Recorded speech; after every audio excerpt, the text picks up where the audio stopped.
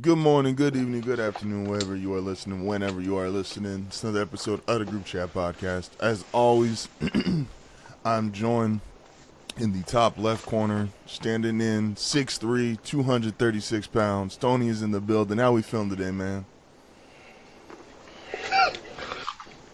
He'll be in somebody's league. Cam Chancellor.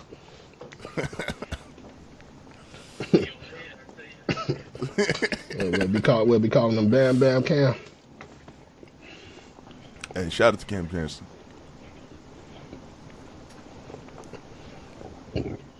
What about what about I just what if wake up you and be what if you that. was what if you was 6'9", 270, 280? Then I might not be much, you know?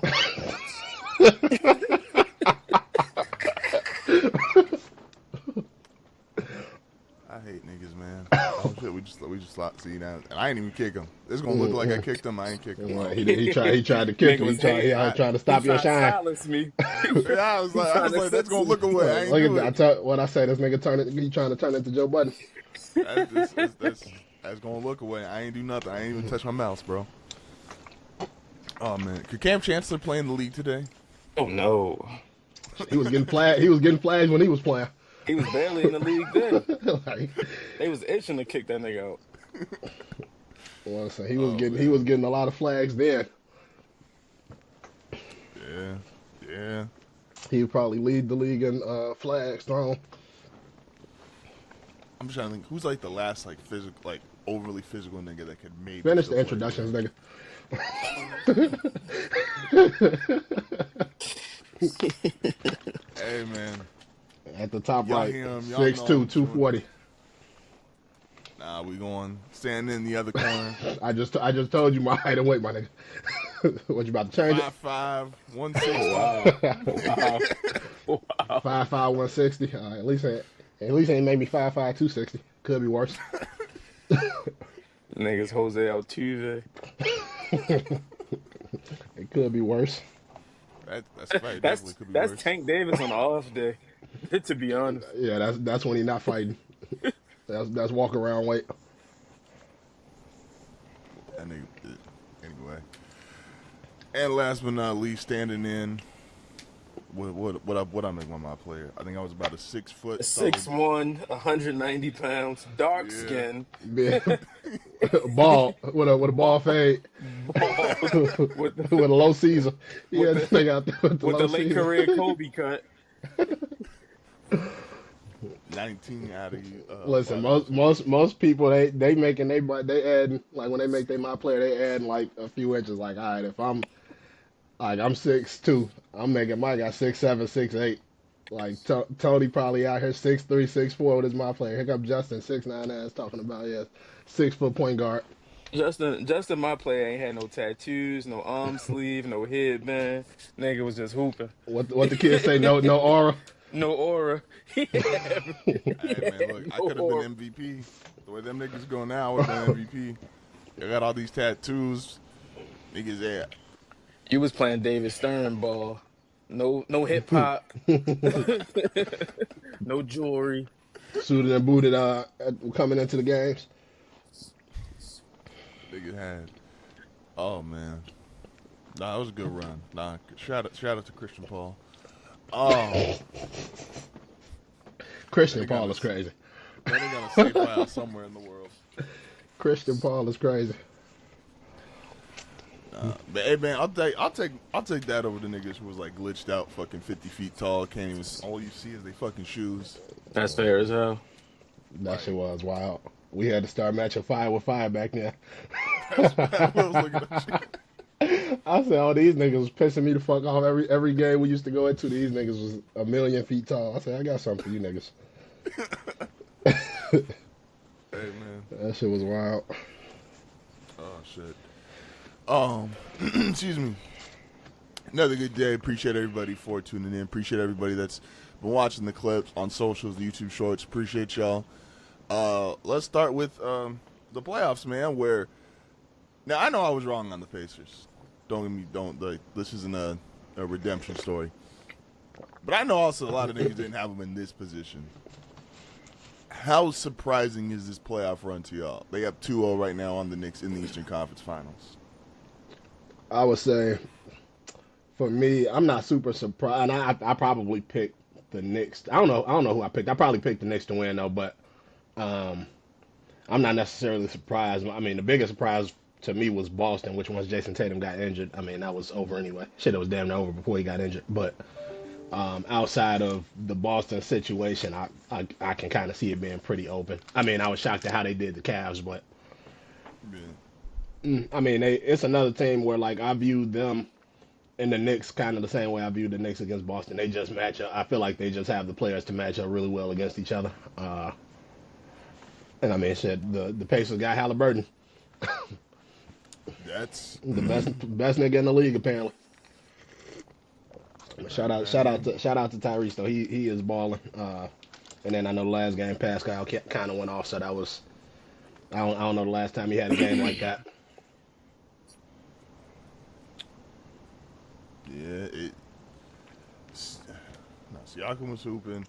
The This world whole ain't ready team- for the Knicks to be in the finals. They came out of Like we see how they was acting just off being in the conference finals. Imagine the niggas get swept. Burn the city niggas down. Get swept, man. Tony, and I know you've been high on the Pacers, obviously higher than I've been. But are you surprised at where they currently at? No, not really. Considering how the playoff run's going for them. Like you look at the Bucks series, they took care of business there and wasn't really close outside of Gary Trent scoring 40 um twice, funny enough. And then you look at the Cavs series, Cavs had a lot of guys banged up, but the Pacers took care of business in a way they're supposed to when you're in that situation with, you know, a guy in Mobley that's all NBA that's banged up, a guy in Darius Garland that's I think a multiple time All Star at this point who's banged up. So they know what they have to do, and we've seen them come back. This a team like, I watched them last year in the Eastern Conference Finals in the series they could have won. They just don't stop running. Like they keep running, and it's one of those things where it's like you've seen teams play that running gun style, but eventually like they're gonna wear it down, and there's times where that shit is just gonna stop, and you can kind of take advantage of them. But the Pacers just keep running. They don't stop. It seems like they don't get tired. They can play eight deep at this point of the playoffs, which is not easy. And you trust the guys that's coming off the bench. You trust Ben Mathurin. You trust fucking um you trust TJ O'Connell. You trust Ben Shepherd. Like you trust those guys coming in the game for you in a pinch and giving you some minutes. So it's one of those things where it's like if you can play with depth, similar to the Thunder, if your style is sustainable for 48 minutes of a game plus overtime, you're gonna be a tough out. And for the Knicks right now, they are they're bet this is not the team to play and where Jalen Brunson's just dribble, dribble, dribble, dribble. The ball has to move and it's not moving enough. And you could see that the other night when they were up big and Brunson came back in and it kind of stalled out the offense in the flow of the game because how he plays and he's amazing. We all know that, but how he plays is probably not conducive to winning in this series when you got Tyrese Halliburton who's just looking to get everybody else 20 and he'll take the 10 and 12. No, How when you many? actually have Oh, go ahead, Joe. it.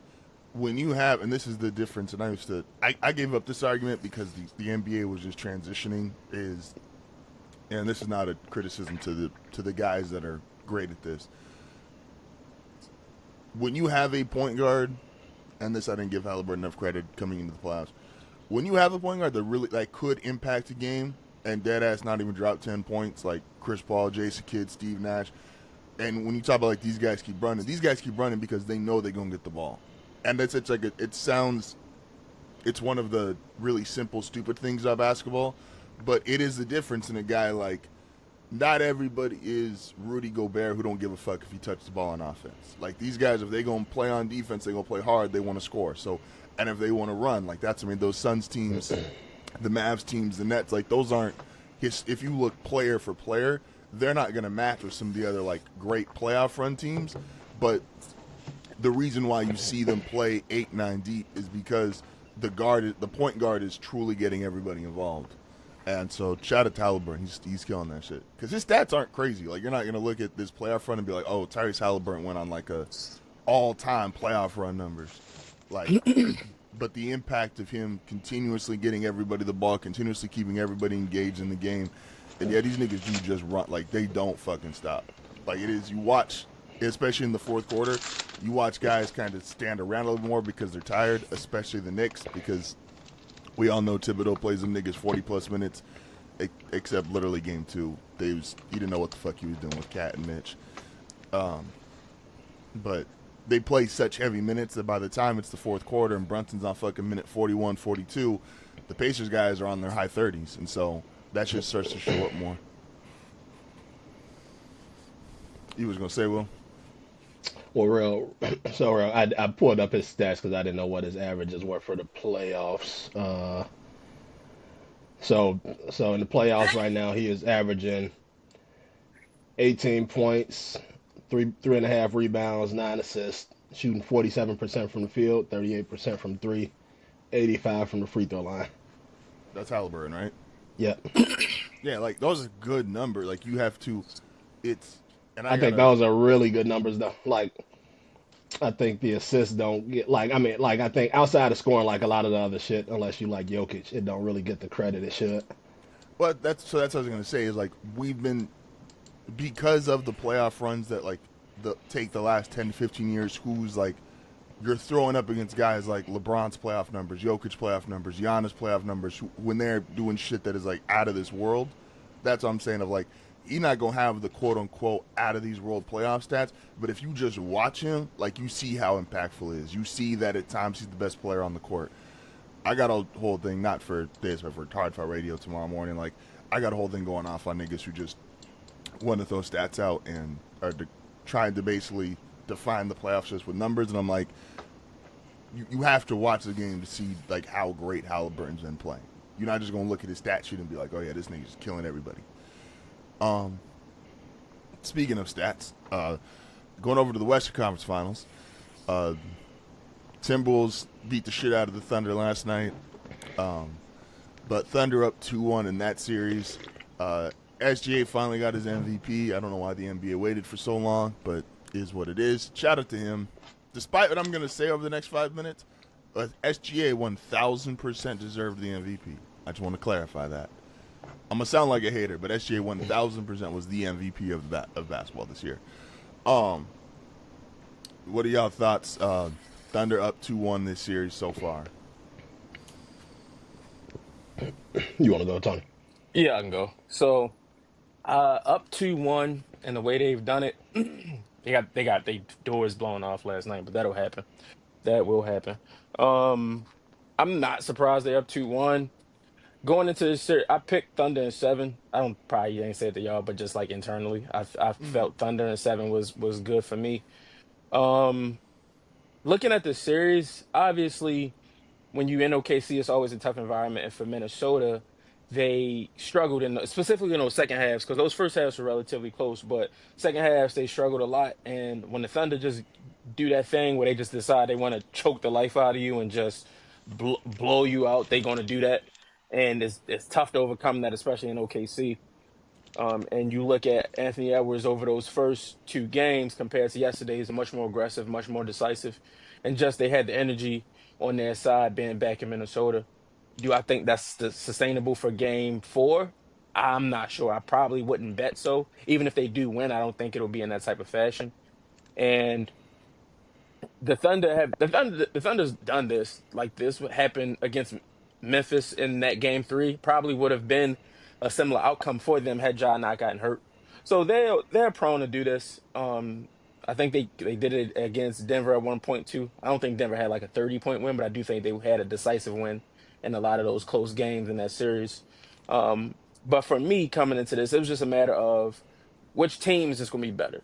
A lot of people picking Minnesota operate on this thing. Well, if Ant just cares more, he takes this so much more serious, or he just feels like he's the best player in the world. And it's like that's fine. Like that shit do not matter if the team just is not better than the Thunder. Like whatever people feel about Ant as far as like him being the face of the league and him just being the next guy or whatever, it's like that. None of that narrative shit matters when the team just isn't better. And yesterday, the team, Minnesota being, was just better.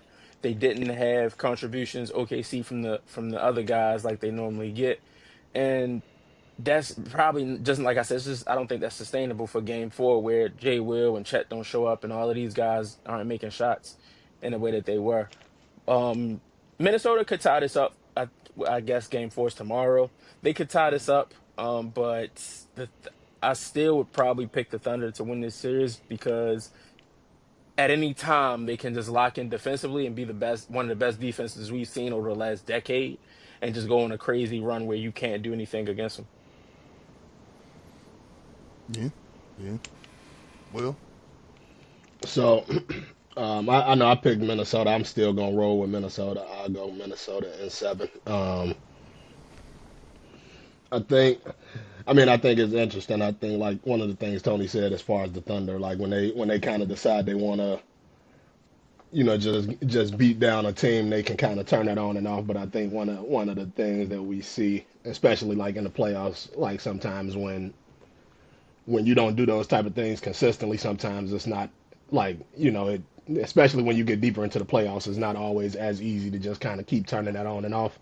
And even with this last game, I mean, they scored 101 points. So I mean, the first 2 games they scored 114 and 118. This last game they scored 101. So I think the biggest thing is them giving up 143.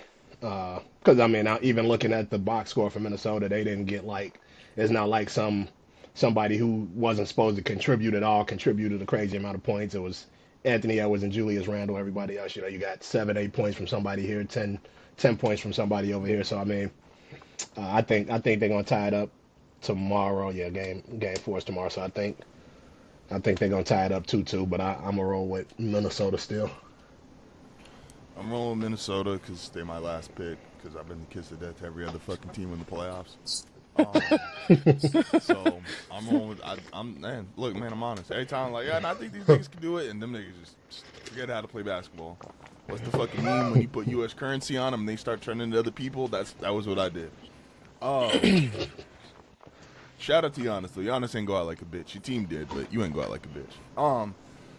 So OKC is, I think, clearly the better team. I'm still rolling with Minnesota. Again, that was my pick. I'm staying with it. But OKC, like you see in certain moments, you're like, all right, yeah, no, these niggas are just like they different. My only issue, and yeah, I'm gonna complain about this. I'm not gonna stay here long because I'm gonna complain about this tomorrow. The problem with the way SGA plays at times is that you can't have it look like the teams are playing 2 different games, and that's what I think is the most annoying. The Thunder, to their credit, are maybe the best defensive team we've had post like Chauncey and the Pistons, like where they could really just sit down. They can go on a 10-0 run, and they don't have to be like crazy from the field. They can just play defense that well, and they should be credited for that. But then don't give, on the other end, SGA putting his head down and intentionally falling or ramming into somebody and be like, all right, well, that's a foul call. Like, if you're going to let them play physical defense, cool. And everybody's been talking about, and everyone's seen there's been more physicality in the playoffs. Just make that shit go both ways. Like, because then it just turns the fourth quarter into, all right, you can't touch this nigga at all, and he just gets to walk into 17-foot jumpers, and he going to hit that shit all day. And so I'm rolling Minnesota because it's my pick. Thunder are a great team, great defense. SGA is not worse with that than Brunson is though. Oh, they both are horrible at it. Like, But you gotta carry it the same way though. I'm sorry? I said you gotta carry it the same way. So if you got a rant set up for SGA tomorrow, you gotta have one for Brunson. Oh no, too. Brunson, I got the same one. No, because so my rant is based on what I hate, and people are doing this.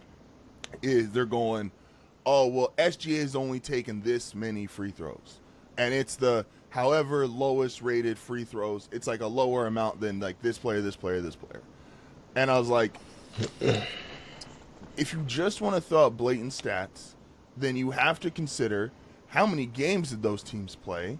What was the style of the fouls? Because there's a difference there's an actual skill, like Jimmy Butler's really good at this, where if your hands are in the wrong place and he catches you, cool. That's an actual basketball play.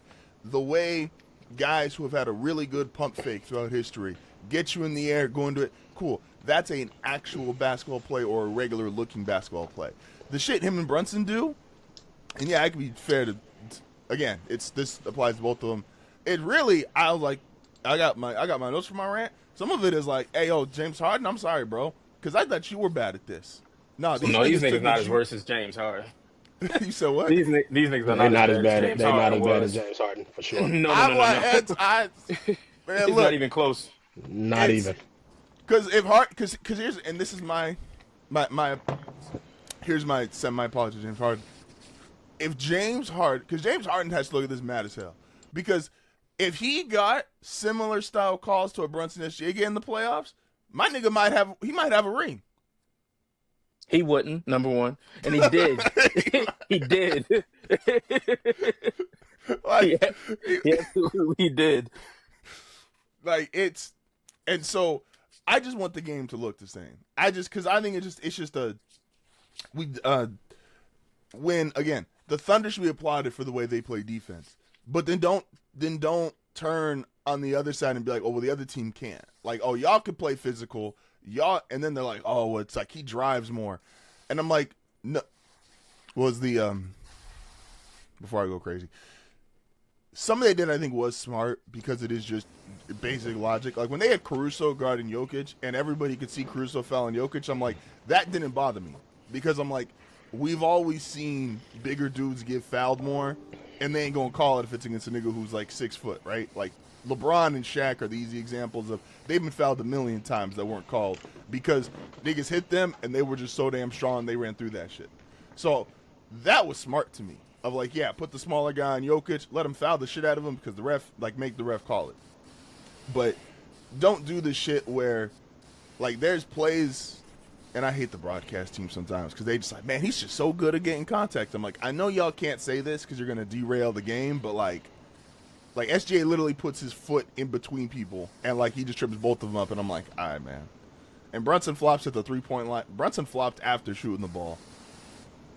Like, it's wild. So, again, I'm sticking with the Timberwolves because they my pick. Did y'all give official for Indiana, New York, who y'all think is winning? I can't remember. Like I said, I think I still might don't have picked the Knicks. I might have picked the Knicks, but I ain't picking them niggas now. If I picked them before, I ain't got them niggas As now. things currently stand, them down 2-0, who y'all got coming out of the East? Indiana? I would probably lean towards Indiana with them taking 2 in New York. Like, I would be shocked for them to drop 2 at home.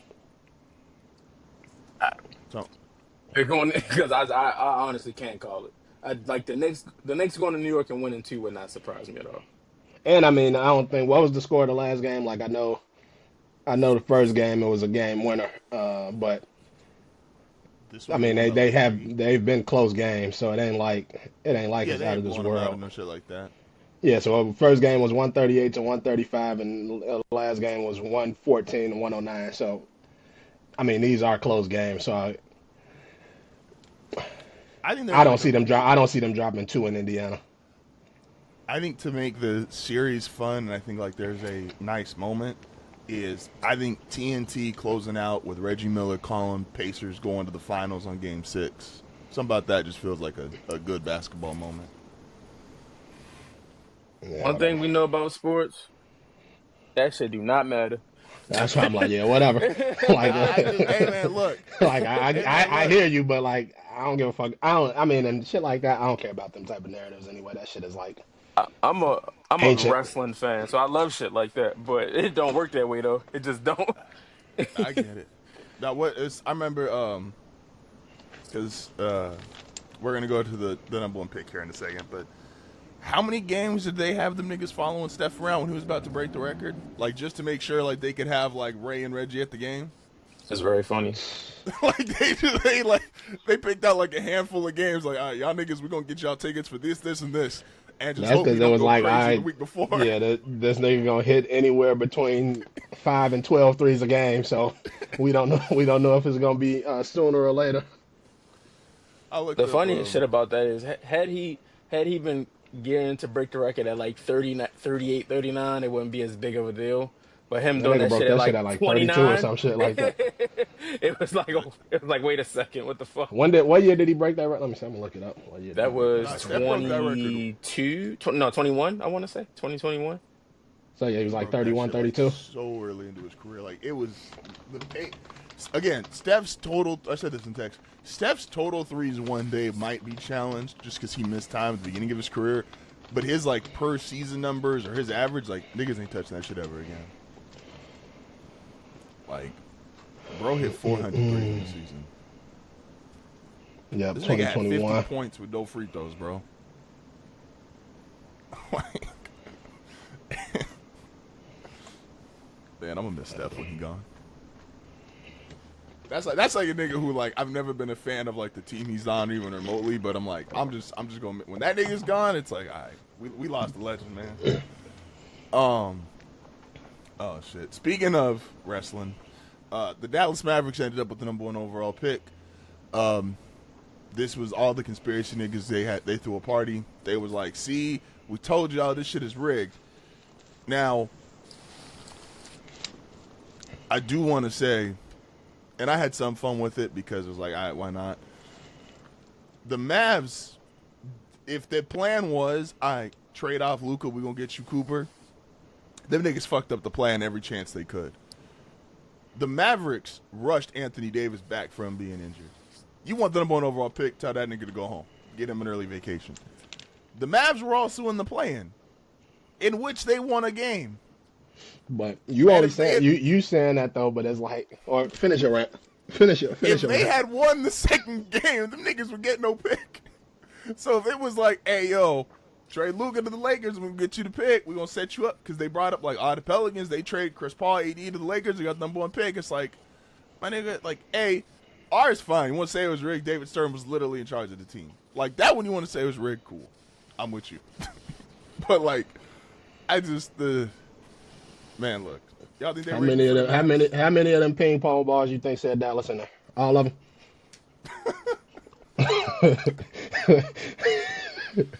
And then you got Bulls fans mad because they like, hey, yo, we would have had that pick if Josh Gideon hit the shot against the Lakers. Listen, I try to tell Yes. Bulls fans. I try to tell That's what Bulls fans. Chicago wants. An I try elite to white star. I try to tell Bulls fans all the time, like, listen, this shit ain't meant for us. this type of shit ain't meant for us, my nigga. Y'all had y'all run. Y'all had Jordan. Y'all had maybe the 8 greatest years of basketball ever. And then now it's like, all right, now y'all got to pay. Yeah. Sports. But yeah, is the shit rigged? Yes. Did we know that already? Yes. I believe Like, that. do I but care? I just don't think No. this was set up like this. Come on, my They might nigga. have That pulled some shit, strings this shit was afterwards, set. but like, Nah. Ain't no way you give Luca away for like. I don't even want to say scraps because like I do think that a healthy Dallas team will be a pretty good team. they're going to be a But playoff like, team. Well, when's Kyrie coming I back? think so. Well, now is he gonna miss all the next season? Is Kyrie gonna miss all the next season? That's Probably not. It was ACL, Yeah, he might come back like 33, maybe 34. so a like, quarter what, way like into the All-Star season. break? Yeah, a quarter, maybe halfway. Yeah, okay. But I Niggas might think be cheeks by that point, so it might not even matter. they might be fighting for a play-in spot and bring Kyrie back, go on a Warriors Jimmy Butler like run or something. But They Imagine. definitely going to be in playing, at least playing territory. I mean, with low man, well, I don't know because it ain't no telling Will because they're they? gonna be resting it. They're gonna be resting Anthony Davis and all type of shit. He gonna have his little in-season injuries and shit like that. I'm going to say AD, if AD healthy, AD at worth at least a 10. My nigga, we said the same thing when French Montana first got hot rapping. That was 13 years ago. Like, Hey, AD is just never going to be healthy. That's not the Right. world we live What in. do you consider a healthy AD? How many games does AD have to play I in a would say season to be AD's healthy? been relatively healthy the last couple. He ain't Don't been, give like, me even don't give close. me relatively healthy though. What? How many games does he have to play for you to say he's healthy? I'm gonna say 68 to 72. If he's in that range, or no, I'll say the 65 shit. What? When the He fuck is played the last time he 51 played this 65 year. games? When is the last time this nigga played 65 games? Goddamn. Anthony Davis now. He played 76 last year. That's what I'm saying. Like he Wrapped is around fu- 56, 40, 36, 62, and 56. Yeah, I can't. I mean, So we can't give him relatively. He had He's one played healthy 70 season. games 3 times in his career. He played 70 games once with the Lakers. Yeah, you can't give him relatively healthy because he played 76 games 2 years ago or last year. That ain't relatively healthy. And what is that? 51 games this year? Yep.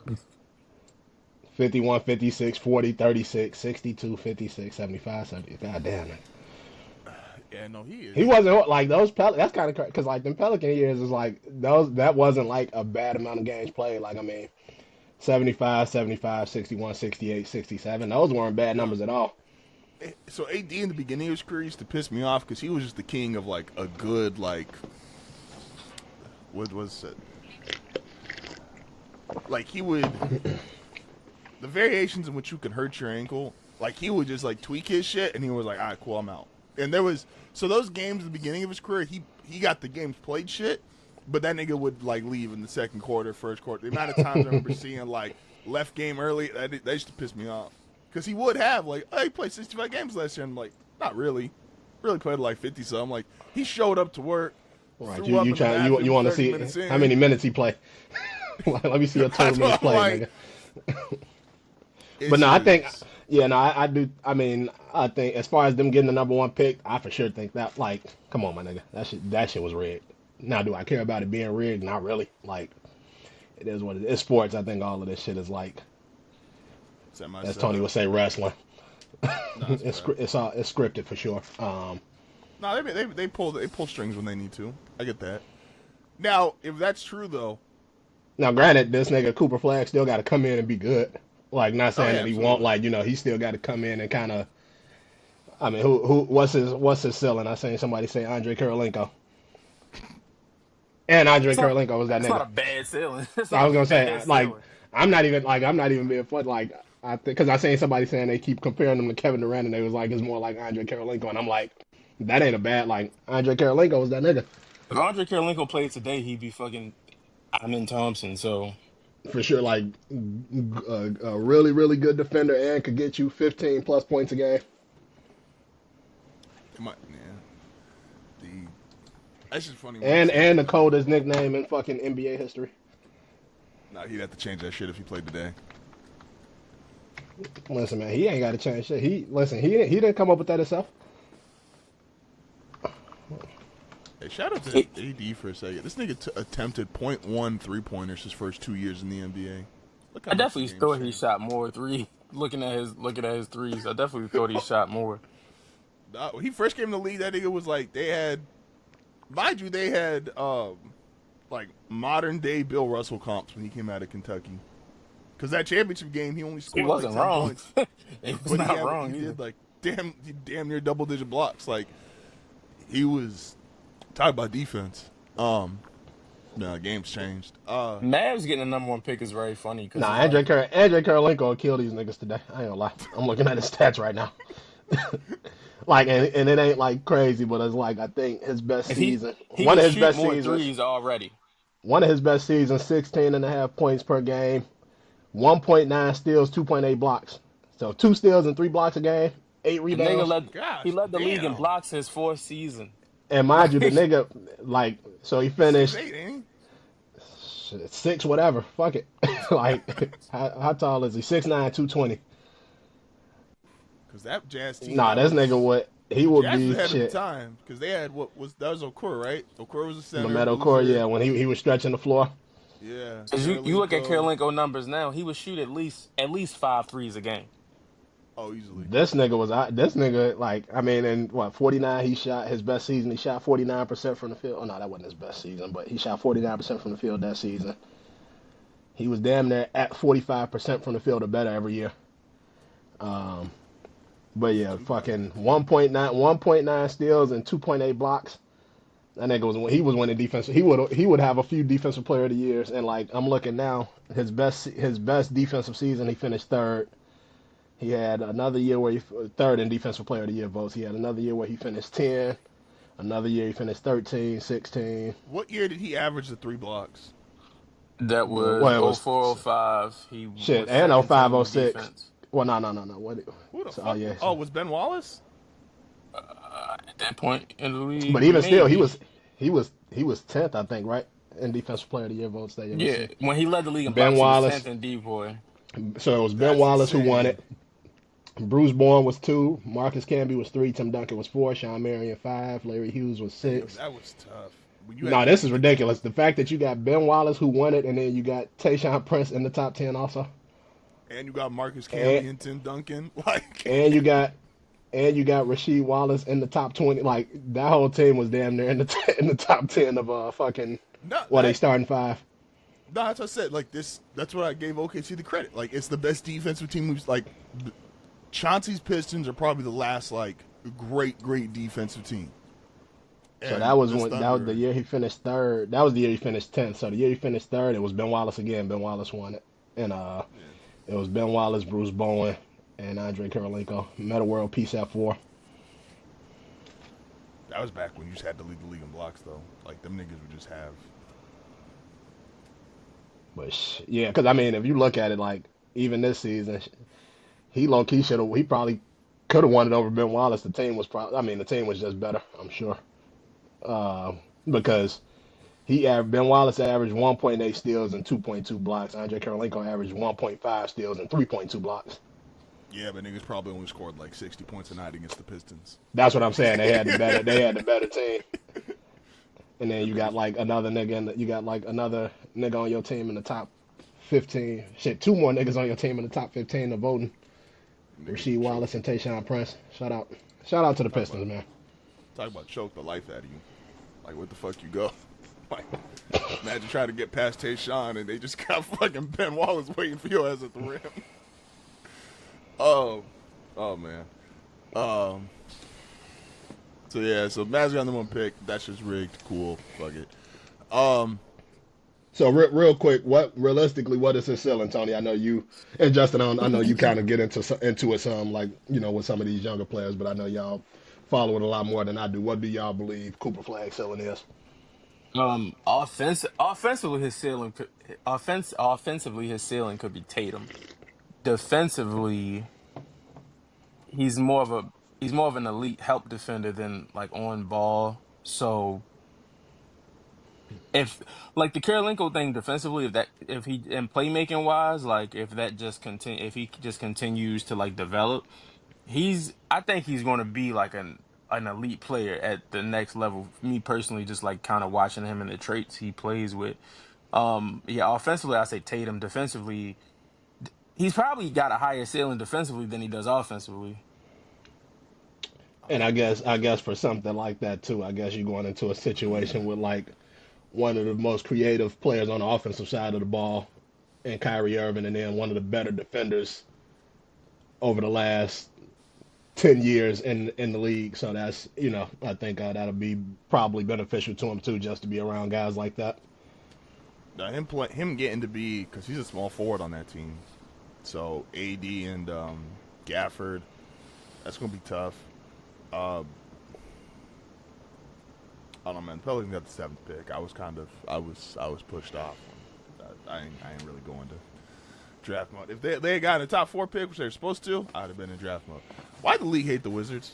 Besides like obvious reasons, because this shit is rigged. They ain't ever giving them niggas a top pick. Nah, because them niggas tank it for too long. Y'all niggas trying too hard. Yeah, you got to try to at least act like you want to be good. Like everybody know y'all tanking. You said the Sixers did it? The Sixers put out they branded they fucking tanking. Yeah, because that's worked out so well for the Sixers. They won I so know, much. but, like, The basketball guy, what Rasheed Wallace say? Ball don't lie. You much rather be ass without the expectation of winning than You have the much rather be expectation of winning. you much rather be ass without paying these niggas all the money you paying Embiid, Maxey, and fucking Paul George. You know how much some niggas paid Jordan Poole? Exactly. Now think of that times 3 for 2 of the niggas that ain't playing. PG and Embiid don't even play. Hey, shout out to Gilly for telling Paul George to his face, like, he's like, I don't trust the fucking process. I don't know when the fuck y'all even show up to work. Oh shit. See, but Gilly, shout out to Gilly for doing that. PG, like, I don't know these niggas. He should have sworn. They paying Jordan Poole $29 million. Hey, man. Damn, Russ was 28 when he won MVP. Like imagine me going to sit on a podcast and a nigga disrespecting me and disrespecting y'all. Talking about Facts. y'all hard foul niggas ain't doing shit over there. Hey, we ever have a nigga on the podcast and he disrespecting us on the show? We stomping that nigga out. On on camera. Was the I'm all for making sure niggas don't think it's sweet. I don't want it to be no speculation about what happened behind the scenes or nothing like that. Y'all gonna see. Cause Just you're using too many big words. said, I would take that as disrespect. T.I. better not ever come sit on this podcast. hey yo, that nigga said I want that shit T.I. better not. recorded. T.I. Filmed. better not ever come sit on this podcast using all these big words because we gonna stop that nigga out expeditiously. Ti can't be on here. Only nigga I was. Yeah, We come on got for the 30th anniversary of ATL.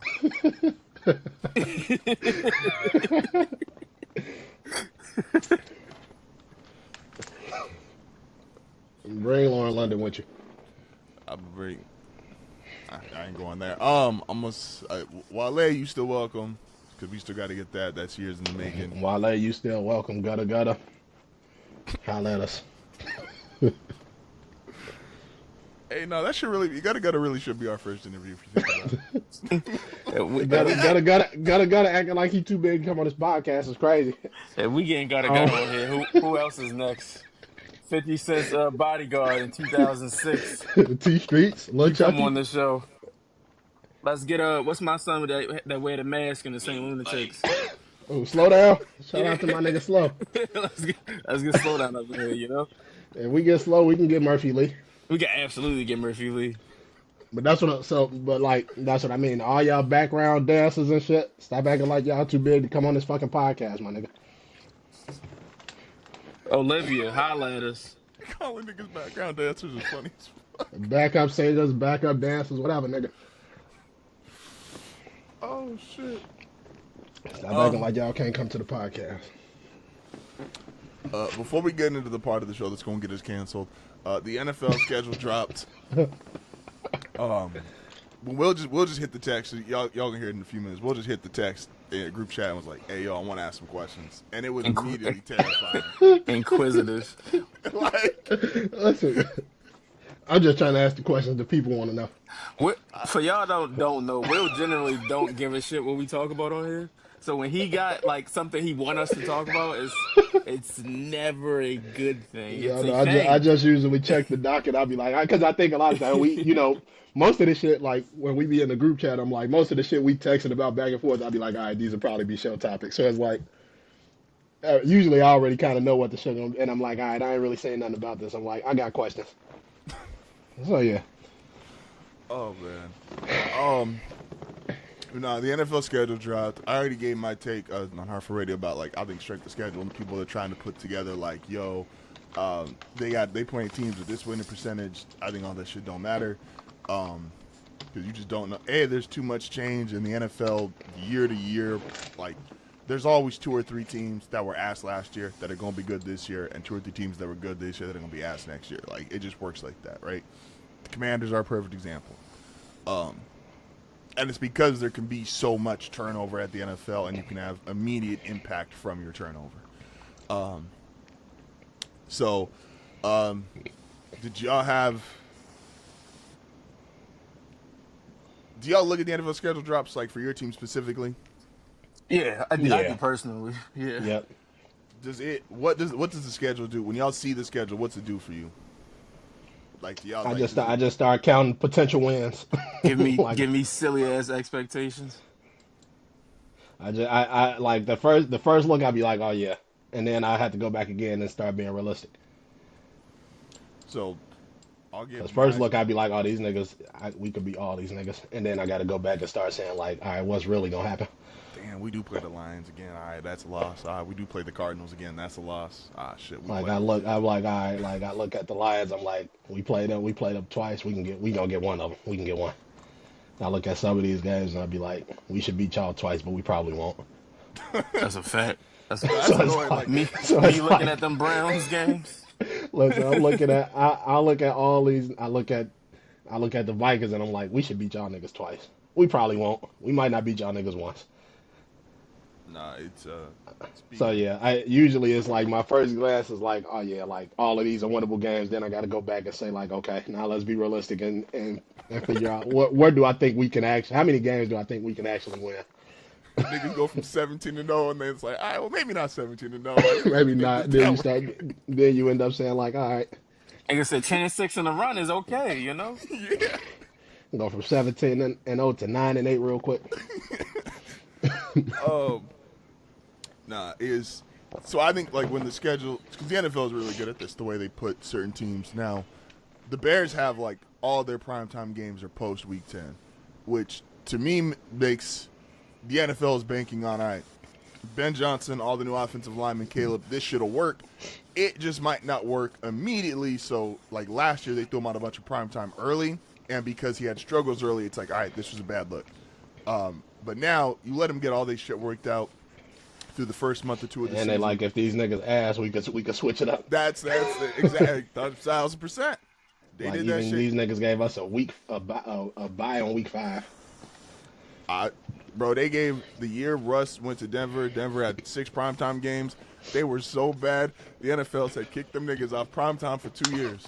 Like we had to get flipped into a primetime game 2 years later. Like they said, nah. That the Colts game and the 49ers game, and niggas know what I'm talking about. They said, nah, get these niggas off TV. Like, don't put them anywhere close. So I think they banking on like the Bears. It might be a slow start, but they should have this shit figured out by the end of the season. I don't even Which, think they banking on a slow start. They just like we need to see. I don't think uh, they banking. I think they just like let's see what happens. um, and I think the Bears just. And this has been my. I think the Bears are going to be better. I haven't done like predictions and shit, but the Bears could be a much better team and still be 4th place, and that's just because that division is crazy. But like if y'all was like a 9-win team, which would be an improvement, and like Caleb looks like how he's supposed to, and like it works with him and Ben, the other 3 teams in the division could all still win 10+ games, and it's like, all right, well, here we are. So that division is just hell. Because I think outright the Lions are better.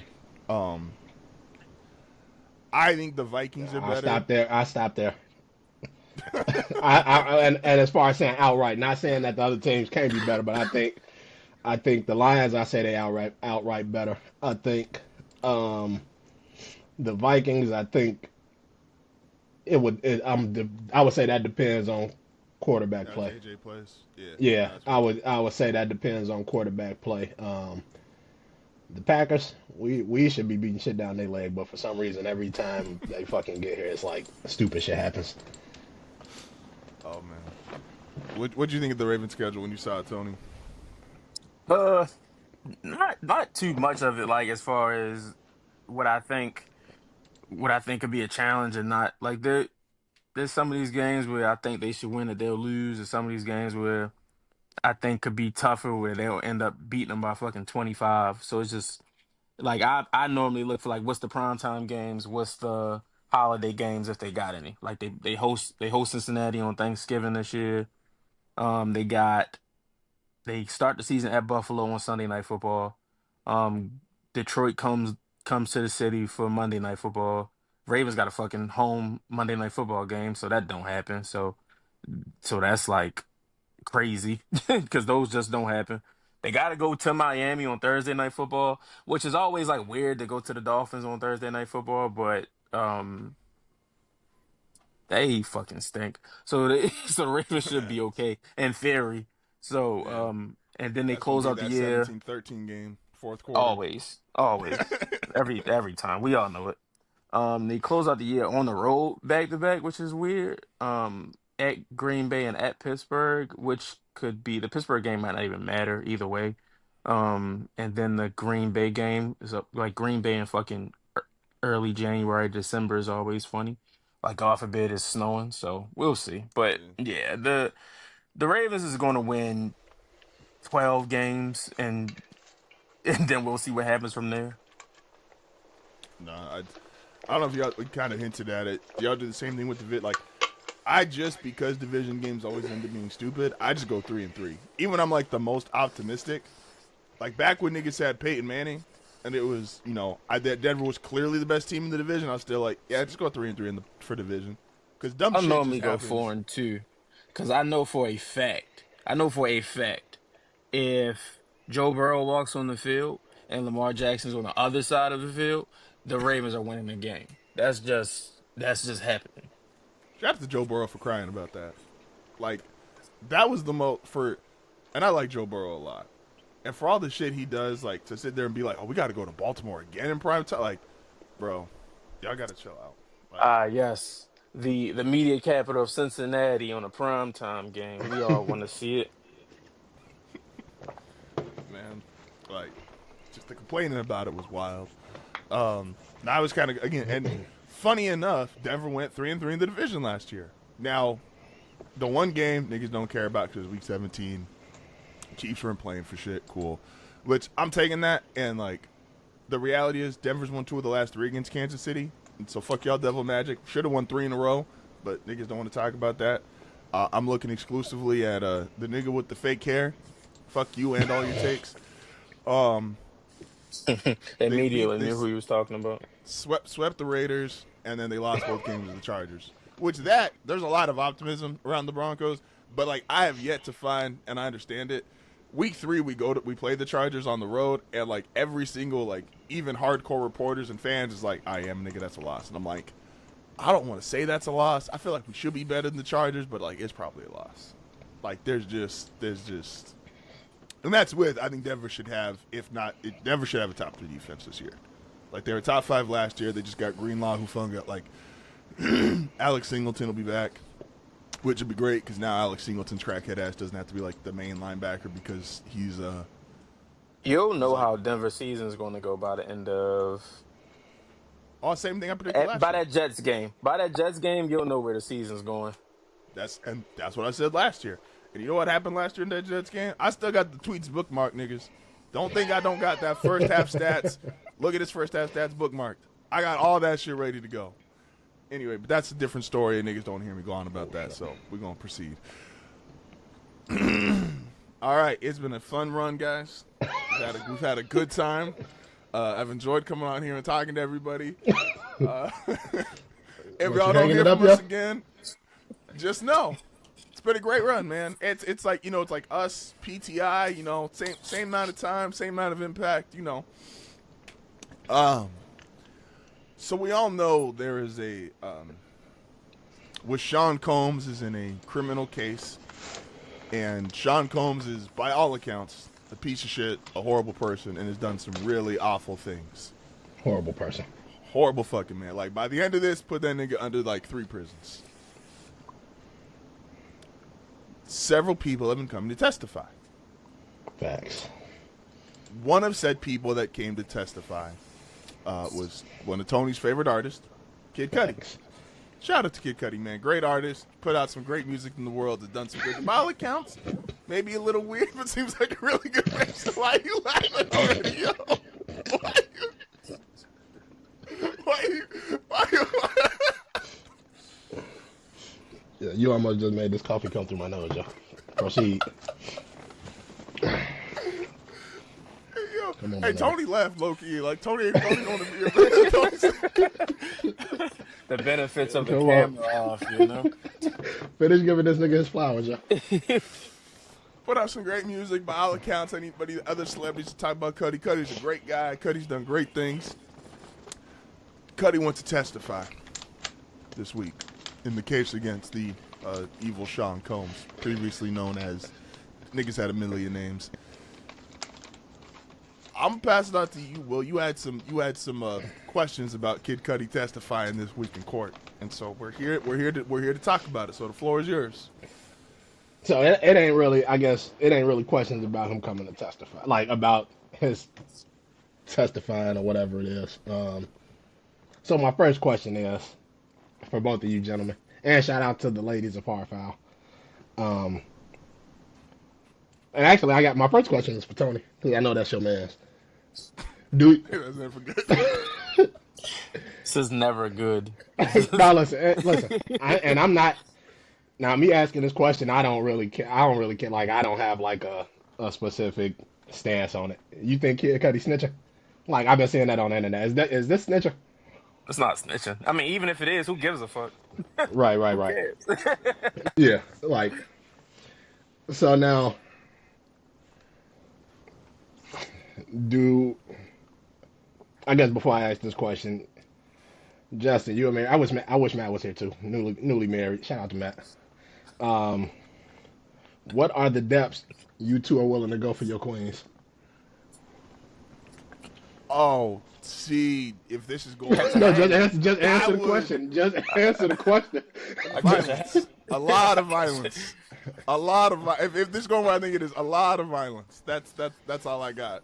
That's the I remember extent. when you was calling me to try to find this military nigga that went to the base in Illinois somewhere. I remember this. We was around for that. Yo, Shout out to that pool. you, Extra you willing to put you willing to cause never ending chaos for your queen. And violence, Tony, and I'm not Tony, I'm on a microphone. Tony, I'm assuming you would do the same for E. I've never met her. Heard the lovely the things about you, the but I hat would believe. be caught. The hat would be caught. So was Diddy wrong for blowing this nigga car up? Was Diddy wrong for doing that? I mean, probably. I mean, if you feel like he Well, was, sure. They were not together when he did that. That's the thing. I was gonna say like, nah, but that don't. Because at that point, it's at that point you're wild. If you're Who together, who who determines whether they together or not? I think she does. I think that's how that works. I think that's how that- What if he didn't know that they was broken up? You gotta clarify. You gotta ask questions. I didn't know it's not gonna hold up in the court of law. It's just not. It's I was just, doing good. I it's made dinner just not. reservations that night. It's just not. She got in this nigga's I car. know, I was, but if she tell you it's over, but y'all still on the phone every night, is it really over? At that point, y'all just friends talking. Nah. So was he wrong? Was he wrong? Yes. To put it plainly, yes, he was. But I think you would blow. I think you would blow up a car for E. But I'm with her.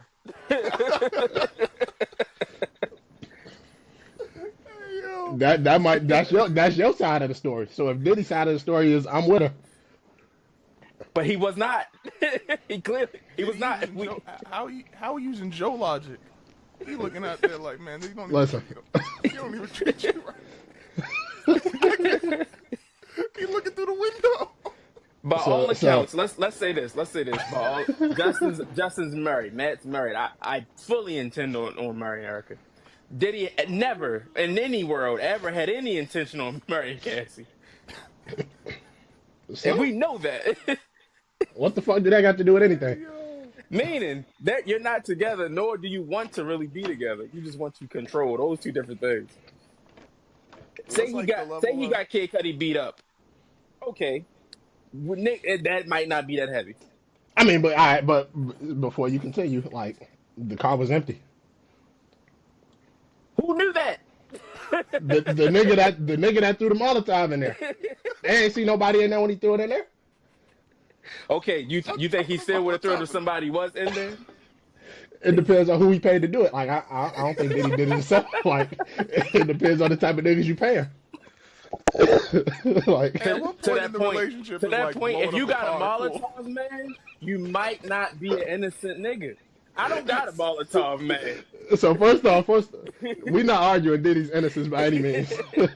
No, we are not. We are not like I'm not saying Diddy is innocent. I'm just saying like if Diddy felt like this is his queen, But he did. even if but all right. So look. Listen to this. So like even if we ain't together, right? Even if they ain't together. All right, let's say it like this. Oh man. Kid Cudi knew who Diddy was before Cassie.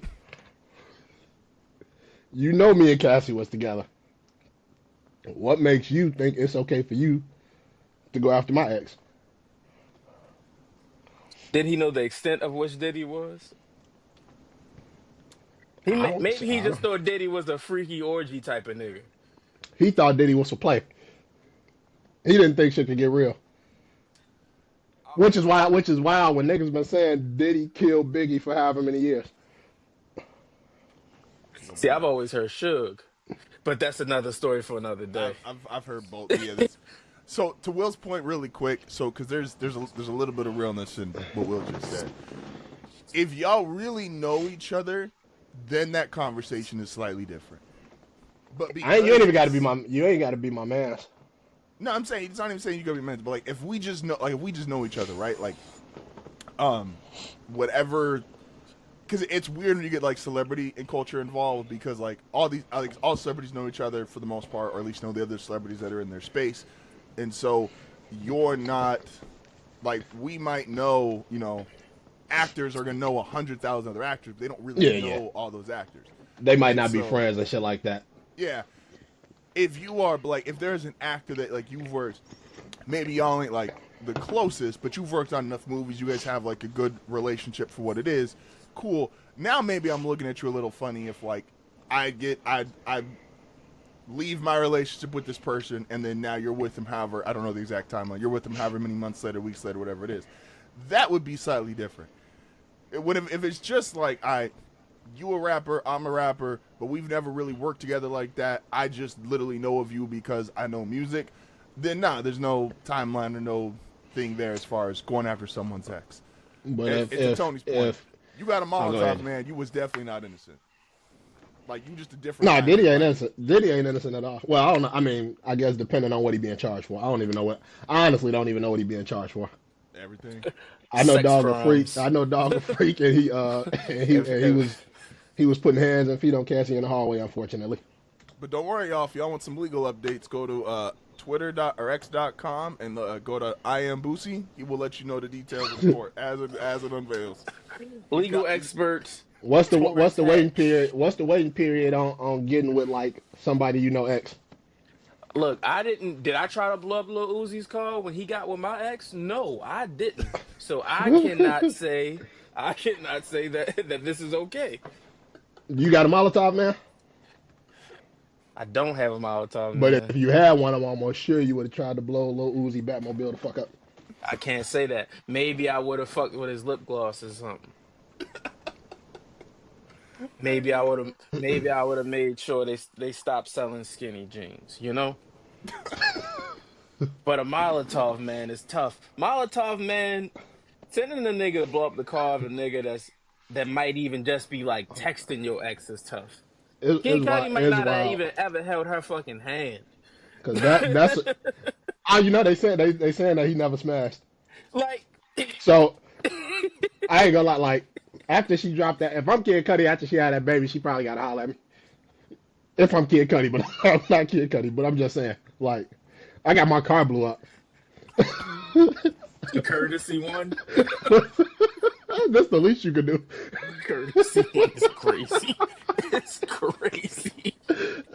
Listen, hey, no, I was tripping out. I read some of the quotes and it was like, "Hey, yo, Diddy was looking at him like a Marvel villain." He said, like he was just looking out the corner, like staring at his nigga. He Imagine was. Diddy looking at a nigga like a villain. I'm like, We gotta get rid of him. He's crazy, says Puff Daddy. the name Puff Daddy is wild in 2025. all his fucking names is like, bro. They got.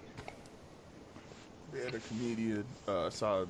I don't know the guy's name, but he looks like Diddy. So he got up to the stage with some glasses on. He's like, I know what y'all thinking. I got glasses on. That's weird, right? Yeah, but I look like a I saw nigga who's that in clip. some trouble. I Yeah, saw he's that like, clip. so I need this shit. Nigga pulled Shout him out to the shit one out. white man that said Kanye. Like, nigga, what? Like, nigga, what? So so it say I'm reading the shit about the alleged break-in and intimidation that it says Kid Cudi testified that in December of 2011, after Combs discovered his relationship with Cassie, Combs allegedly broke into Cudi's Hollywood Hills home and upon returning, Cudi found that his Christmas gifts had been unwrapped. Like this nigga turned into the Grinch, and his dog was locked into the bathroom, appearing distressed. He also received a call from Combs' assistant, who informed him that she has been compelled to accompany Combs and an associate to Cudi's residence.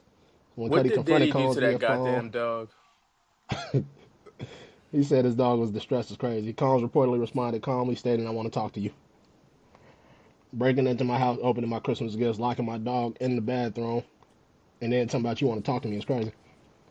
Don't lock my dog. And bombing my car. Now I gotta blow up your car. Cause like you want to say like the shit I would do for like shit I do for my wife, the shit I do for my dogs is like not much lower on the list.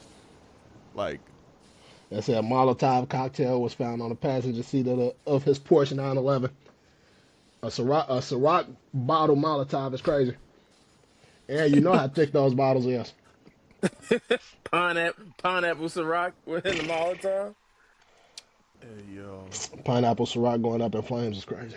Nah, Ridiculous. if it was a Ciroc, you gotta sue Khaled too, because he was definitely the Molotov man. If it was a Ciroc bottle, If it was a Ciroc bottle, that's about If as DJ much Khaled telling on throwing yourself as you could do. if DJ Khaled throwing the bottle, you safe as fuck. Yeah, he don't Talking have about like he talking the about most the nigga that got uncoordinated launched on the nigga. jet skis. You talk about the most uncoordinated nigga in like the industry. he working out with Ashton Hall now though. He about to get in shape. DJ Khaled That being your nigga hit died man. after that video came off. Imagine DJ Khaled being your hit man. Sloppy work. Sloppy work. Yes, and Yeah, it is. that nigga pulled is- his bad boys. He was ready. He was with the smoke. He said the You streets is look- calling. You gonna live a long life if Very DJ Khaled peaceful after you. He's gonna be like, he'll be like, hey yo, no man, he been trying to kill me for 30 years. So what you do? Nothing different. I just be living. I just be out here. Oh, Oh, man. fuck. Shout out to Kid Cudi. Those was my only questions. I just had a few questions. The snitching thing was like, it's wild that, and I know the three of us talk about this a bunch, but just to reiterate this to people listening, y'all not as hip hop or as gangsters you want to think. Like, if a nigga's threatening to kill you, go tell the cops. Like, you ain't, no one is going to look at you and be like, nah, this nigga snitching, he a bitch. Nigga, they Molotov, if they throw a fucking, you throw a Molotov in my car, yeah, I'm going to the police, nigga. Call me a snitch. Like, the idea that, you know, like, and I know 50 was trolling him too, and that's 50, that's his own, you know, I'm not going to sit there and try to speak on behalf of the actions of Curtis Jackson.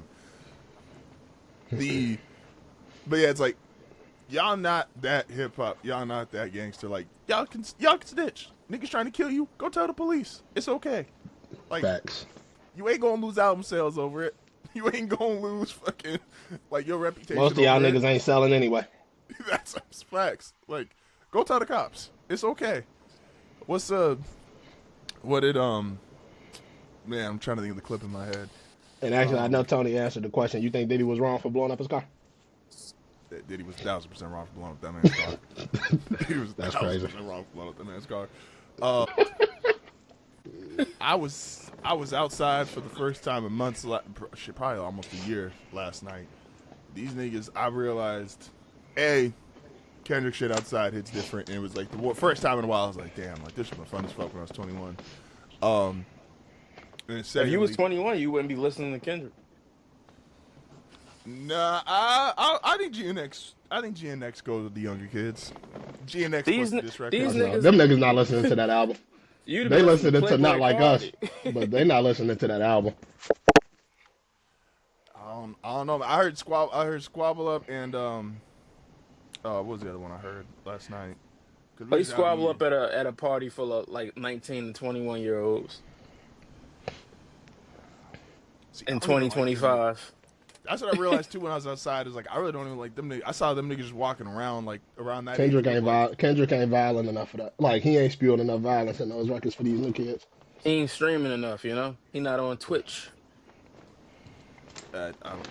Hey man, look, my wife been watching Streamer University the last 2 days. It's been One better for. I do too. It's been a bad 48 hours. But But I don't even like niggas who look like they 21. Like I just don't know why. I was like, y'all just them walking by was like pissing me off. Fair point to make. Fair point to make. Like y'all niggas need to grow up already, man. Like, oh, Actually, so, not. Y'all niggas need to stay where y'all are, cause y'all are our future doctors and shit. And y'all can't read or write. that's a fact. Man, bro, Asking Chat somebody said- GPT construct a fucking essay on slavery. Like, come on, bro. What? these niggas have nah, what was it Bush? Was Bush the one that signed in No Child Left Behind? It's definitely Bush, but Yeah. I can't put this on GW. You know. No, this man, this ain't just him, but like mad kids been left behind. Like it's wild. And what the craziest shit too is, and I learned this from working at the school, is like, because some parents just think like this shit's okay. If your child is tall enough, they just move that nigga on. It's not like a grade thing. Like at high school, yeah, if you don't have enough credits to graduate high school, but elementary and middle school, if that nigga is just big enough, they say, hey yo, move it the fuck on. We got a lot more kids to go through. You should have been at UCLA in 2008, then, nigga. Like, hey man, hey, but that's Russ, Caleb, and who else on that team? Is Holiday on You that on a team? you on a basketball team with like Russell Westbrook and Kevin Love would be hilarious. See, I would have got. See, Kevin Love would have took all the rebounds though. He would have been fucking up my stats. You think you would have been on the court the same time as Kevin Love? Yeah, it would have been the Towers. All right, my nigga. Mr. President, I regret to inform. That would have been the Leaning Tower. Who would we have had to stop? What? 08 call it. See, this is how I know. See, this. That's gonna have to stop you from getting on the court. D Rose was in college. I don't know if I was going to do nothing to D Rose. D Rose, I might have just what Jay McDaniels do at the end of game 2. Just push that nigga. Hey, see, that's the other thing with the foul shit. That's how you even know like it fucks with the players. Jaden McDaniels dead ass just said, "I'm gonna push the MVP of the league," and they asked him like, "Hey, why'd you do that, man?" He's like, "I wanted to foul that nigga for real." Like, that's what I would have done to D Rose. I just had to push D Rose and said, "All right, man, look, you ain't gonna sit there and cry." And it's funny though. It was funny though when Jaden McDaniel said that because I don't think they get like what he was. I think they was like, oh, he just wanted to foul him. I think he was making a point like, y'all gonna call a foul anyway. Let me actually foul the nigga. It's like I think they just thought he was like, oh, I just wanted to commit a foul. He was like, no, I just wanted to make sure like since I know they're gonna blow the whistle anyway, let me make sure it's actually a foul this time. That will. We've only got because we're moving around some shit. That will happen at some point, right? Like if niggas get tired, and not just SGA, but like SGA, Brunson, take whoever you want to say is like a big foul baiter, right? At some point, niggas are going like, I bet if y'all gonna be like extra with the whistle, I'm gonna get like my one good hard foul. And like, who on OKC are you worried about? You know, like who on OKC are you worried about? If you hard foul SGA, like who's gonna run up on you? Chet? You said they got a team full of pussy niggas? Yeah, like who are you worried about? Like Lou Dort? He said none of them niggas gonna run up. He said none You of think y'all you bust y'all gun for Shay. You think you can take Chet? Bro, Chet weighs 180 pounds. Chat Holmgren smacking you and you just standing there. That's bad. First of all, that's bad for business. So if you let Chet Holmgren slap you and don't do nothing, I ain't coming back on here. Bro, Just so you know. There is a 2-inch, 70-pound difference between me and Chet Holmgren. He got 2 inches on me. He might be 7'1", but Chet Holmgren 7'1" or 7 foot. Either way. Chet Holmgren if he is a slap you and you don't do 6'11". nothing. Chet Holmgren is a KG 6'11". I got 70 pounds on this man. If he slap you and you don't bust your gun, I'll bust the gun for you because I can't let that happen. the only way I'm coming back on this show if Chet Holmgren slap you is if that nigga is shot immediately. How I look like you get slapped like that? That's like if somebody like Gucci gets slapped when he was in Brick Squad. Oh, Gucci had it on him. That's my in that sense. Like, my Gucci ain't even. That's one of those nigga. Fuck the security. Worry about me. Imagine Chet taking your hard foul chain. No, you can't let niggas snatch your chain and run from around your neck, yo. I just Hey, no, imagine niggas trying to hold the hard foul chain for ransom. They posting pictures with it. Come get they this all back. they all on Instagram and TikTok, Nah, passing that shit around like a collection plate. can't let it happen.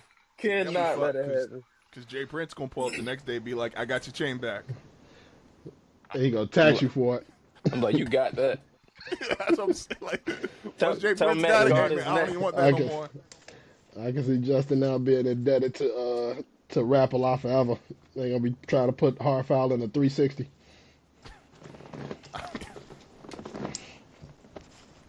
Hey, What's your podcast what's 360 is nuts. what's this anti-black rant you got for Ryan Clark, Justin? See, niggas can fuck you up the way niggas just phrase a question away and they'd be like, look, man. Justin said he has issues with Ryan Clark.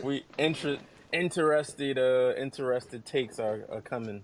Yeah. So I think he does take issue with the way that Ryan Clark responded to RG3 and no, RG3's let me say this: white wife. RG3 is corny as fuck. Let me say this: Ryan Clark, I think, is corny as fuck.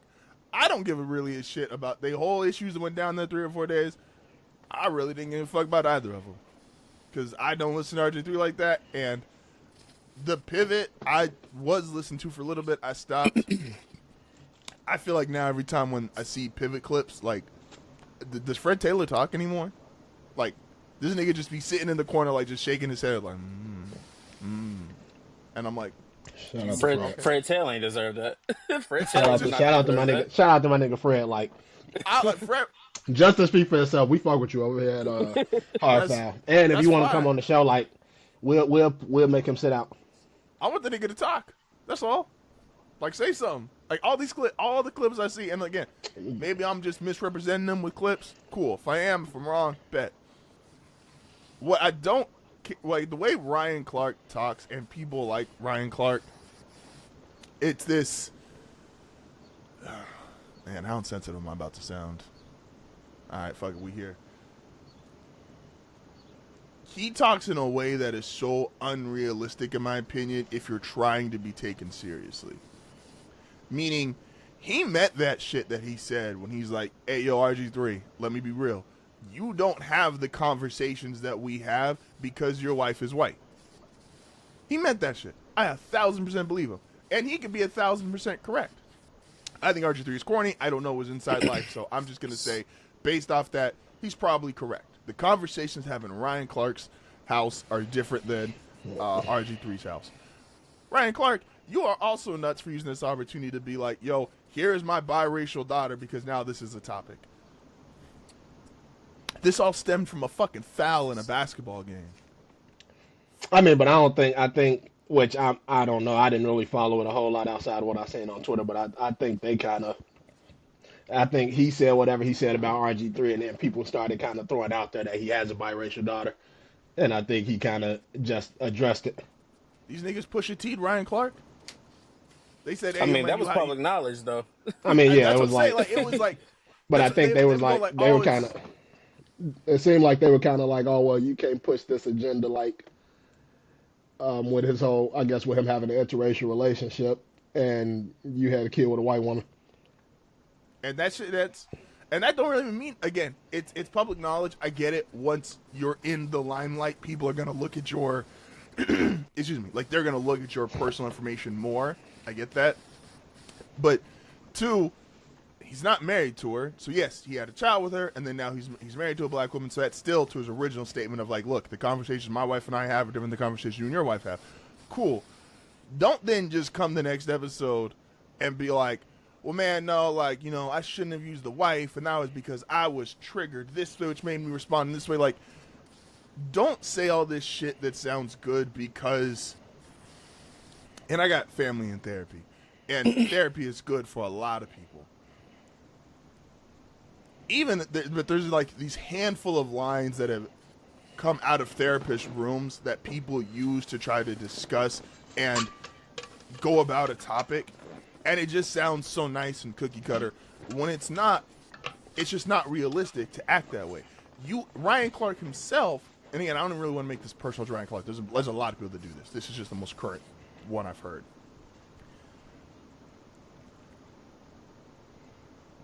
There is a phrase every now and again used in my household that says, man, I really don't like white people. That shit is not said to be PC. That shit is not said to be friendly. That shit is not said to be in this like cookie cutter way of like, well, let me be respectful. Like, no, it comes from a place, a moment, and an emotion. Stand on it. Ryan Clark, if you're going to say, yo, RG is corny or RG doesn't understand it because his wife is white, stand on that. Don't backtrack it and make it something about like, well, actually, I had to respond like this because I had this feeling and that, but that's not fair, so I should have kept his wife out of it. No, his wife was a core part of it. And yeah, and RG3, again, corny as fuck, but the one thing you did right is someone talked about your wife, you responded, and that's what you're supposed to do. And then the rest of these things that are coming out of it, I think is just stupid as hell. Like, you said something about this guy who makes, they was rolling the clip on RG3 tweets. And I don't follow RG3 on Twitter, so all of these were new to me. But this nigga is apparently like, every other thing he says, like milk this, milk that, milkman, milk it, like, and a bunch of dumb, stupid, corny jokes, right? And I guess even, I didn't watch a ton of him when he was on ESPN. I don't know if he's still on, no, he got fired from ESPN, didn't he? Or laid off. Nigga got I don't fired. know what that nigga do for a living. Shout out to Doggy though. So, and apparently there was a bunch of people were pulling up clips again of like him saying like milk comments on TV or whatever. And so, Ryan Clark, stand on it. If that's your issue with RG3, don't try to backtrack it and make it some, you know, like something that sounds like it came out of the therapist room and cookie cutter. Stand on it. So that's my issue with Ryan Clark. Was that anti-black, Tony? I know it's pretty appropriate. I mean, yeah, but I say that to say, with Ryan Clark, I mean, the basis of what Ryan Clark said is still true, though. I 1,000%. Like through all the when you do a lot of podcasts and shows, you'll say a lot of stuff, blah blah blah. Who gives a shit? His main point of RG3's tap dancing to appeal to an audience that he'll never be a part of is true, and his takes on women from a place that he just will never understand because he's never been with that type of woman in that way. Like, you come out of a black woman, but you don't have relationships with black women, so like you cannot speak on black women because you just don't know. Mm-hmm. And I'll be 100% fair. I guarantee, and this isn't a disrespectful. This is just to be transparent. 1,000%, the conversations that come out of my household are different than the conversations that come out of your household, or that happen in your household. I'm sorry. I guarantee. Like, there's been a lot of shit because of the nigga in office. There's been a lot of issues with immigration. I guarantee the topic of immigration happens in my household because of who I'm married to more than the average person. And so, and that's just, to me, that's just a fact. And so Ryan Clark saying, yo, the conversation me and my wife have, and even the conversation you and your wife have, that's a fact. And I guess that's the part where like I'm annoyed with Ryan Clark, is that he turned it into like backtracking. He was never gonna quote unquote stand on that place just because he's not in a position to do so. Like, he works for Disney. Like, he literally just couldn't do that. And I think part of it too. I think that part is, I mean, it's true, and I think maybe part of him walking it back is because if people viewed it as him being disrespectful to RG3's wife, I think he kind of was walking it back more so because that wasn't necessarily the intention. And it was not. If you like listen to what he said. No, but that's what I'm saying. No, he didn't. I don't think he disrespected her at all. But I think the age that we in today is like, and even when you hear a lot of people that may have responded to it, they like, oh, you brought up this man's wife, you mentioned his wife. So it's like they trying to make the mention of his wife just disrespectful, even though he didn't actually disrespect her. No, that's why I just used the comparison. I said like Tony probably have Tony have different conversations that Noemi and I have. And I don't think that's a disrespectful thing. That is just the reality. I'm married to a Mexican woman. There's just certain conversations that are had. There's certain conversations that take place that are just flat out going to be different. Really, RG3, if you don't want to be corny, you should be standing on it. This who I'm married. This is who I have kids with. This is who I have, decided to build my life with. Like, you don't want to be, and this is probably hard for him, you don't want to be super corny? Stand on that. Especially, again, too, because, like, the one thing I hate to, like, the crux of the conversation, or how this one started particularly, like, people trying to attack Angel's, 22 or 23? 23. 23. My first, and this is kind of how I rule shit, like, who gives a fuck if she don't like Caitlyn? Like, why are we acting like just because now people are starting to watch women basketball, and I'm not even trying to speak for it, but I'm just saying generally, if you just started watching women's basketball, you know how many NBA niggas don't like each other? You know how many people in NFL don't like each other? You know how many people in all these different sports don't give a fuck or don't like each other and say wild ass shit to each other? Like, she's a 23-year-old black girl. Like, why are y'all making this such an important part of your narrative? But I think the biggest thing is like I think what RG3 did is he made it like Caitlyn and they don't have to be friends like off the court or by any means, and it's like, They don't but gotta I like can each other also at all. I can also hate you on the court. Like I can hate you as an opponent. That don't mean I dislike you personally. It's just like when it comes to this, you are my main rival. I mean, just kind of what the narrative has been built up around and things like that. But it don't mean it's like I personally hate you or I personally dislike you. And I think RG3 basically, I think the way it came off is like RG3 was saying that it was like personal. It wasn't basketball related. Like she just hates her as a person and things like that. So it's like you kind of made this into a thing to where it wasn't just about sports. And it's like when you even, and I don't know, like I'm sure y'all probably have been seeing the clips of like all of the shit with like Melo and like the J.R. Smith episode and all of that, like the clips coming out about them being traded to Cleveland and all of that, and how Mm. pissed Melo, how pissed Melo was, and saying like, well, y'all traded them to him and things like that, like to where it's like Melo is like, this is the number one nigga like I'm up against in the NBA as far as like, we like for a long time you're talking about number one and number two as far as being the best two forwards in the league Yeah. for however much time you want to say, and they friends off the court, but on the court, like even in those conversations and like hearing some of the behind the scenes, Melo did not fuck with that nigga like as it relates to like basketball and Yeah. playing against him. He's competitive. He wants to win. Like, I could not fuck with you to the highest degree for these, 60 minutes, hour and a half, whatever it takes to get the game over. And then, but like people are so finicky with that shit because they love it when they love it, right? Like, we love like these stories of Kobe and Mike of it's like, oh, they were just so competitive, like they want to let nobody fuck with them. But then somebody else does the exact same thing in real time, and it's like, nah, man, they hating or they doing this. It's like, if you gonna love that mentality, you just gotta love that mentality what it comes with. Because we've heard stories from niggas that play with both Kobe and Mike. Niggas didn't like them all the time. Niggas hated them a lot of the time. Yeah, that shit is, I don't know, that shit is This Michael Jordan stupid book shit. is something.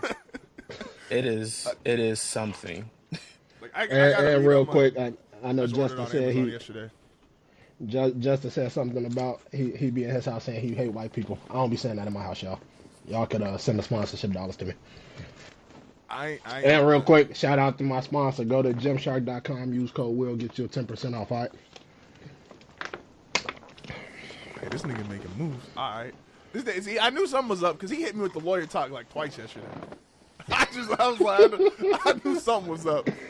See what happens when niggas get money, y'all? See, Make sure niggas he'll start, edit that out. 10% off, use code WILL, WILL. you ain't even got the kind of name where niggas gonna be like, fuck that up. Well, nah, this generation, they might. Yeah, man, they might. This They generation, might be like WHEEL. These niggas stupid. These niggas stupid. Oh, fuck. We going around the horn, man. Tony got a wrestling story for y'all. Yeah, I'm gonna start doing this once a week because I feel like I'll never do a full wrestling podcast. It's just never. It's not going to happen. And why won't you do a full wrestling podcast, Tony? You want to let the people know? Because wrestling fans are awful human beings. They're terrible people.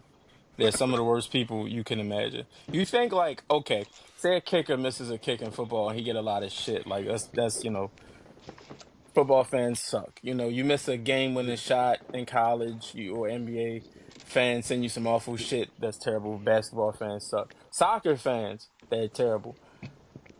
Niggas This burn is down the not a streets. real thing. This is a TV show. This is a TV show that people But get niggas upset niggas hate about. it. Niggas hate Tariq. Niggas hate Tariq, yes. Very much so. I get that. However, Tariq is Tariq is a off season. Tariq doesn't even exist anymore. That show is gone. Nah, That, niggas call him Tariq. Niggas call him Tariq before that nigga. Some niggas don't even know his real name. That nigga is that, Tariq outside. that this shit is every week. There is no finale episode. There is no Ain't no off season. season. Ain't no off season. So these people get 365 days, 12 months to just be awful people.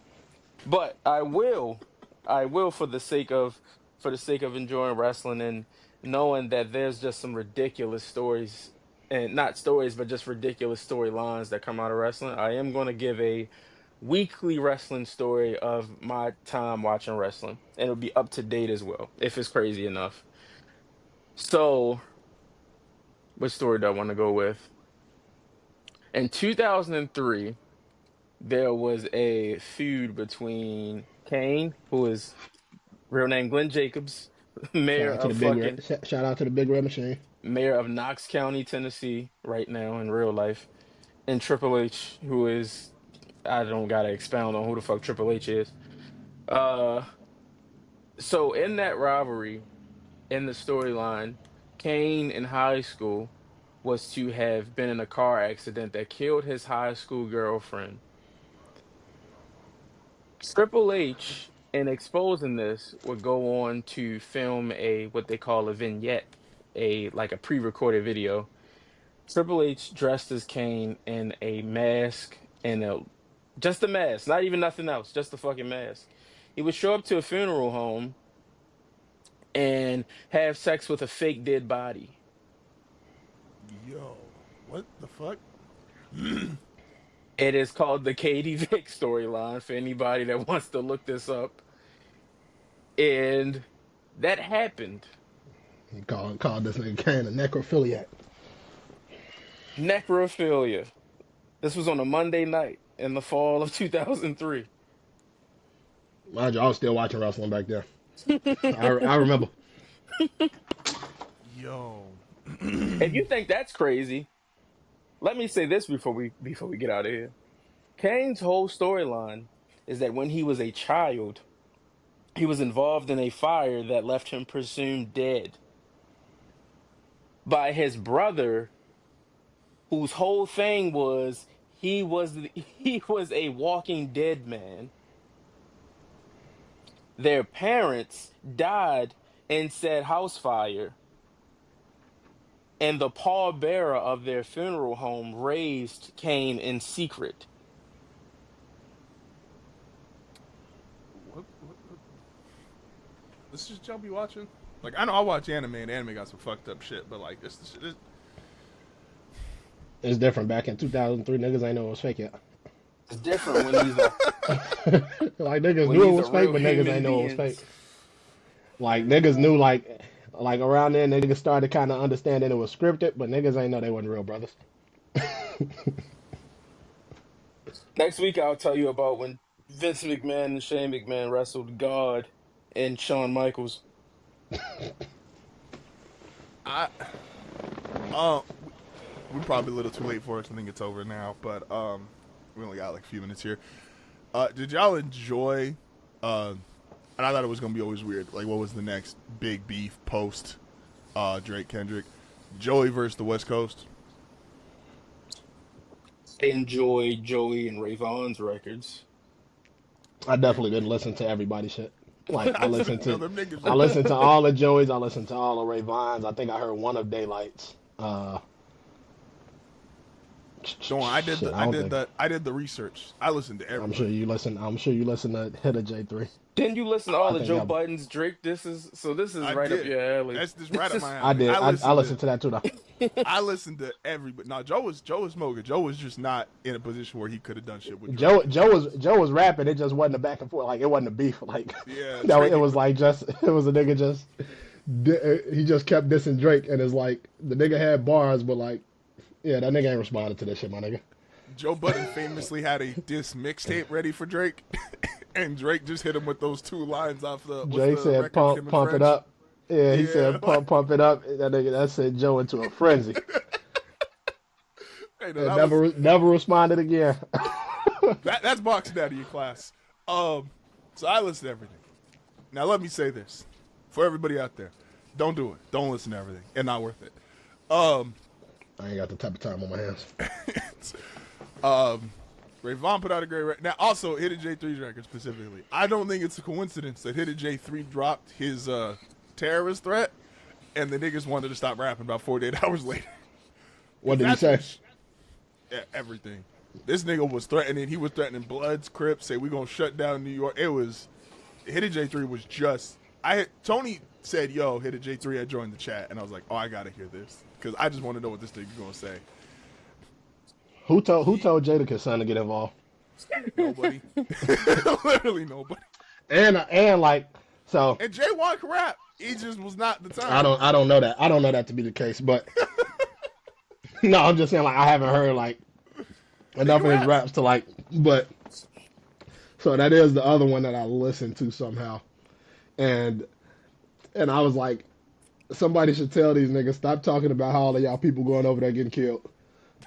Because that ain't like like and rest in peace to anybody who went over there and passed away, but it's like you know, you ran at the end of the record talking about like, yeah, every time we come over there, y'all doing this to us and y'all doing that stuff. Like coming from somebody who listens to Chicago drill rap, like that ain't how you want to be talking about y'all keep killing us. That's it. That's not the way to go. But nah, it was. that was a crazy thing to say. He said how That's what I'm many. saying. Joey didn't have like any missteps in this whole thing, but him saying that was like, why'd you say that? Yeah, it's like Especially if this coming supposed to from be just somebody, rap. yeah, coming from like somebody who, like I said, who was listening to drill rap at the peak of his time. Like, you know, you don't give the score when the ops is up, hypothetically speaking. Nah, Joey cleaned them niggas up, and it was again when I say like in your fighting your weight class is now. I got like this is my last question before I get out. Should Kendrick respond? Because Joey did just smoke all of the people. First of all y'all niggas jumped like in front of the train for Kendrick, and I it's cool like this. Like people talk about like camaraderie and the West Coast staying together, and some of that shit is cool. But like, my nigga, if we gonna make this shit boxing, and it's like you a heavyweight, whatever the fuck that weight is, and I'm down here as a featherweight, and you'll do one beef with you, like, nah, you got to handle this. Like, Yes. Terrence Crawford should fight. He should fight the number 2 ranked welterweight just because he beat the 16th, 17th, 19th, and 20th best welterweights. I don't think Yes. Kendrick need to respond. I don't think he will. I I don't just think don't he get. will. I don't think he might send some shots. He might send shots, but I don't think he gonna give him a diss. Joey not getting that look from Kendrick that he want from Kendrick. It's just not happening. I'm just not the amount of niggas that stepped in, like, cool. After I saw like the first 2 niggas, I was like, all right, nah, y'all got this. I ain't gonna step in front. What was the last rap beef that was like not personal? Has there ever been one? I'd question.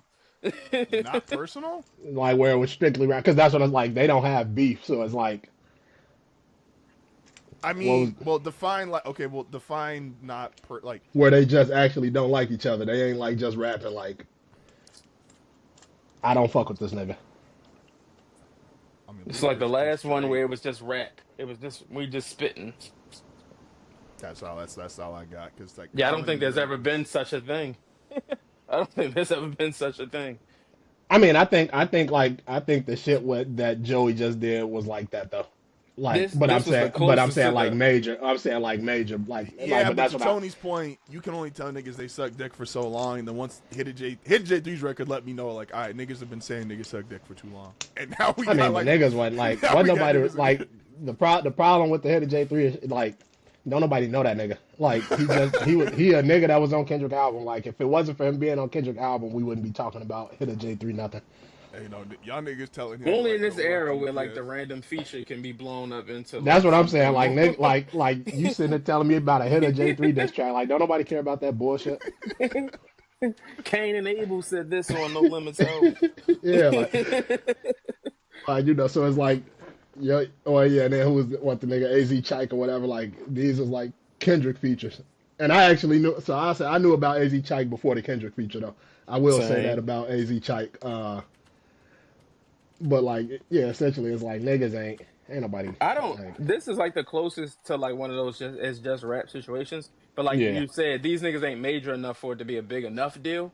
So it's right. like when we think about like rap beefs or rap rivalries throughout time, all of them have been like But personal. that, yeah. So essentially that was kind of me. That was me just saying like Kendrick don't have to respond because it's like it ain't like if it ain't nothing personal and you want it to just be rap, it's like I don't really got enough to stand for you to really go in there and just like dish you and shit. Y'all didn't want though M and MGK in the Just Music one. Okay, this was hard. This was Hard File Network presents Group Chat podcast. You know, we love all of you that take the time to listen and watch. Oh shit. Facts. These niggas said I looked up. Has there ever been a rap beef that was just music? These niggas AIs gave me Nas, Hove, and Tupac and Biggie. Oh brother, if anything's never If, it, been more if those personal. were like those were the starts of like it ain't just rap. Though that was the beginning of like Oh it's bigger than rap. no. Okay. Actual question, really quick here, because I want to clarify here on what's. Are you defining personal as like I just have to not like you, but it's not like we say just not street shit? No, it ain't got to be like I'm saying like it ain't got to be street like we could really bump heads when I see you. So not saying like street like I ain't even saying like they got to be street niggas, but it's like if we beefing and we come across each other, even though we not street niggas, it could still go left. Okay.